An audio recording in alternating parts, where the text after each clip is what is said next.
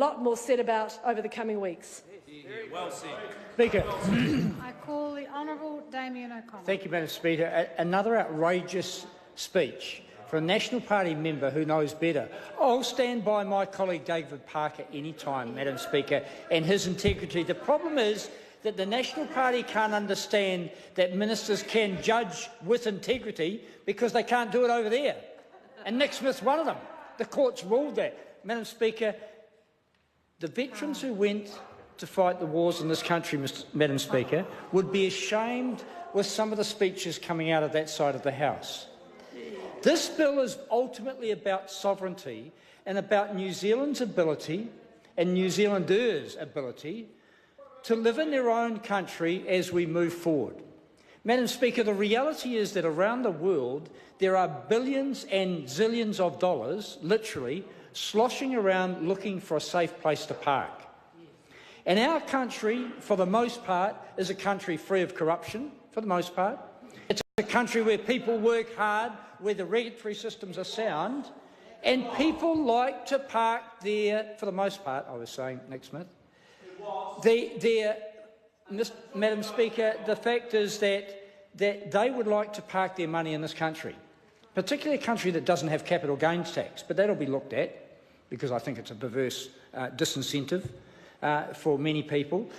Madam Speaker, this bill is about setting a line in the sand and saying that New Zealand wants, this government anyway, wants to manage New Zealand primarily for New Zealanders.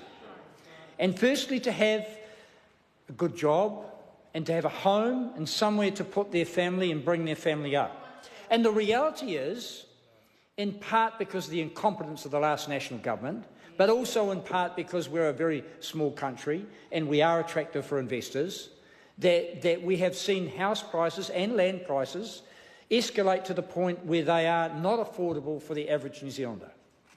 And the previous speaker pointed and referred to a percentage ownership in this country.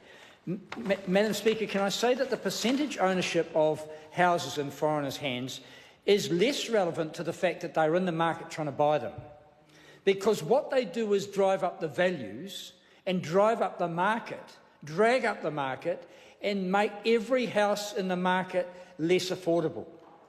And the fact that we had 20% of the house sales in central Auckland in the March quarter were to foreign buyers is indicative of the ongoing and upward demand by foreigners to invest in this country. We are concerned about affordability for New Zealanders buying homes and farmland. The National Government wasn't. I'm quite proud of the fact that we're intervening, that we're passing a piece of legislation that will better protect, not absolutely, but better protect the ability of New Zealanders to be able to afford to buy a home. Because that's why we're in government. We're not in government under some market ideology that the National Party was, that the market will sort this all out. What sort of flat earth have you come from? Right? We accept the reality that with zillions of dollars out there, happy to take 1% return, then they would like to invest in New Zealand with no capital gains tax and actually speculative the returns that are quite out of this world. And so they want to keep doing it unless we intervene and unless we bring into place legislation that protects the long-term opportunities for New Zealanders.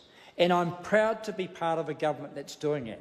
And I'm proud to be led by senior colleagues like David Parker, who's managed to walk the fine line through his trade negotiations, respecting the rights of our foreign partners to come and invest where there's clear additional value for our country. But when it's just to buy existing assets or existing homes, what's the point? We're here to manage for New Zealanders. We will welcome foreign capital, but we've got to be cautious with that. And we have to put controls on it and some guidelines. And that's indeed what we're doing here. We're not saying no to foreign investment, absolutely. But we're saying that we'll treat it cautiously. If people want to come in and buy or build new hotels that we can utilise in our tourism industry, we're saying that's okay. Welcome. We'll have some caution on that, of course, but we welcome that. If you want to come in and invest in a business utilising New Zealand land, then we say welcome. Come in and add additional value to our economy.